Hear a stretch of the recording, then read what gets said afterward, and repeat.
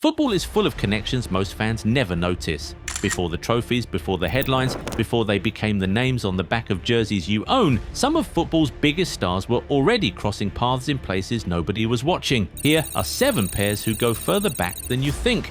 At number 7, Alexander Isak and Arne Slot. You know Arne Slot as the man who walked into Anfield and immediately delivered Liverpool a league title in his first season. You know Alexander Isak as one of the most clinical strikers in the Premier League. But long before Isak was putting on a Liverpool shirt, these two were already on the same pitch, just on opposite sides. Cast your mind back to February 2019. Isak was a 19-year-old on loan at Willem II in the Eredivisie, still trying to convince the world he was worth the hype. And on February 28, 2019, Willem II faced AZ Alkmaar in the KNVB Cup. The match went all the way to penalties, and Isak stepped up to take one. Standing in the dugout that night was Arne Slot, not yet head coach, but working as an assistant, soaking up everything that would later make him one of Europe's sharpest tactical minds. Since then, Slot took an interest in Isak and even tried to scout him for AZ.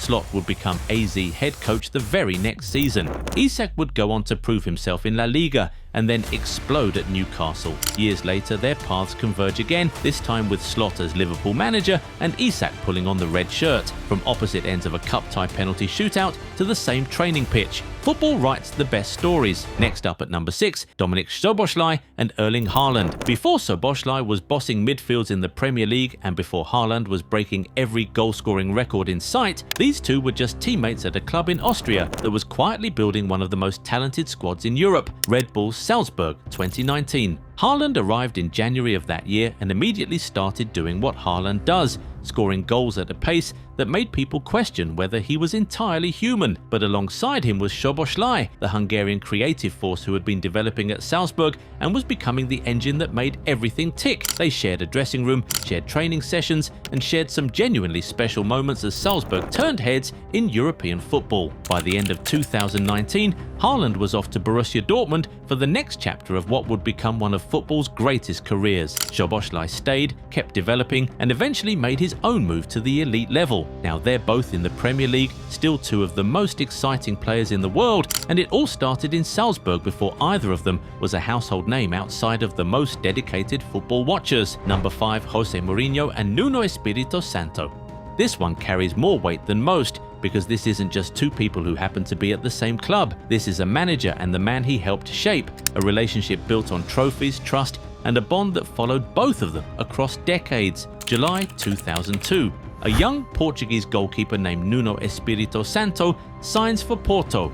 His new manager, Jose Mourinho. What followed was one of the most decorated periods in Porto's history. Nuno was in the squad that won the UEFA Cup in 2003. He was there when Porto won the UEFA Champions League in 2004, one of the most dramatic and celebrated upsets in European football. He watched from close range as Mourinho operated, commanded, and built something remarkable. Then, many years later, their roles had completely changed. Nuno had become a manager in his own right, turning Wolverhampton Wanderers from a championship club into a Premier League force. And on 22nd September 2018, the two men walked out at Old Trafford on opposite sides of the touchline, Mourinho managing Manchester United, Nuno managing Wolves. The match ended 1-1. Every press conference that followed was asked about it, the student facing the teacher, from the Porto training ground to the Premier League. That is a through line worth knowing. But before we get to the top 4, if you've enjoyed this so far, hit that like button right now and subscribe to Goal 90 right now. You don't want to miss our next videos. Alright, back to it. At number 4, Vinicius Jr and Paqueta. Right now, both of these men are considered among the most gifted Brazilian players of their generation. Vinicius is tearing up La Liga and winning Champions Leagues with Real Madrid. Paqueta is one of the most technically gifted midfielders in European football. But go back to 2017 and you find them in the same place, wearing the same shirt. Both still teenagers, both just beginning. Flamengo, one of Brazil's most historic and passionate clubs. Vinicius made his senior debut in May 2017 at just 16 years old, stepping into a first-team environment where Paqueta was already established and growing into a key creative player. They shared competitive minutes together across league and continental football, including both players' involvement in the 2017 Copa Sudamericana final, one of the biggest nights in Flamengo's recent history. history. Within a year of each other, both were gone, off to European clubs that had been watching them from afar. But the story didn't end there. The Brazil national team brought them back together, and by early 2019 they were being called up as former Flamengo teammates, now representing their country at the highest level. Two kids from the same Rio dressing room, now global stars. And now we're at the top three: Eduardo Camavinga and Raphinha. On the surface, these two don't seem like they should share much history. A French central midfielder who came through Rennes as a teenager and became one of Real Madrid's most reliable engines. A Brazilian wide forward who eventually became the heartbeat of Barcelona's attack. Different nationalities, different positions, different clubs, but go back to the 2019-20 season in League One and you find them on the same team. Stade Rennes. Camavinga burst onto the scene in April 2019, becoming one of the youngest players ever to feature for the club and one of the youngest in all of League One. That same year, Raphinha arrived at Rennes and became a key figure in a side that was building real momentum. Together, they were part of a Rennes team that finished third in League One in the 2019-20 season, punching above their weight and qualifying for the Champions League. Fast forward to 16th October 2022, El Clásico. Real Madrid versus Barcelona ending 3-1. Camavinga featured for Madrid, Raphinha featured for Barca. Two former Rennes teammates, now on opposite sides of the most famous rivalry in club football. From a French stadium most people outside of Brittany barely knew about,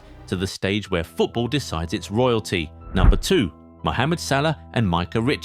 This one surprises everyone when they first hear it. Mo Salah, the Liverpool legend, the Premier League icon, arguably the greatest player of his generation in England, and Micah, the former Manchester City defender now beloved as a pundit. These two were actually teammates, and the connection has kept giving for years. February 2015, Chelsea decide to send Salah on loan to Fiorentina in Italy. A young Egyptian winger who had struggled to break into the Chelsea squad was heading to Serie A to find his feet, and when he arrived in Florence, one of the players already there on loan was Micah, the experienced English defender trying to revive a career that had been hit hard by injuries. They shared a dressing room for that half season, played in Serie A fixtures together, and formed what turned out to be an unlikely but enduring friendship. Salah went on to become one of the greatest footballers on the planet. Richards went on to become one of the most charismatic voices on British television, and anytime Salah comes up on a broadcast, Richards pulls out another story from that strange, brilliant half-season in Florence, a random loan window that football fans are still hearing about today. And finally, our number 1, Mauricio Pochettino and Marcelo Bielsa. If you want to understand why Pochettino manages the way he manages, the pressing, the intensity, the belief in structure and physical demand, you have to go back to Argentina, and you have to go back to one man, Newell's Old Boys. Bielsa took charge of the first team in the early 1990s and transformed them into one of Argentina's most exciting sides. A young defender in that squad was Mauricio Pochettino. He didn't just play for Bielsa, he was formed by him. He trained under a system of relentless intensity and tactical precision at an age when footballers absorb everything. Bielsa's ideas went into Pochettino before Pochettino even knew he'd become a manager. Bielsa also coached Argentina's national team during a period when Pochettino was in the picture for the Selección, which deepened the bond even further. Decades later, Pochettino has publicly called Bielsa his hero on more than one occasion. And in 2025, the two men faced each other as international managers, Pochettino leading the United States, Bielsa leading Uruguay in a pre-World Cup friendly. The student against the teacher, the idea against its origin. More than 30 years after a young defender first ran himself into the ground on Bielsa's training pitch, the football world watched them square off again. Football is bigger than the 90 minutes on a Saturday. It's a web of connections most fans never see. If any of these surprised you, drop it in the comments. Like the video, subscribe for more, and watch the next one. It's already queued up for you.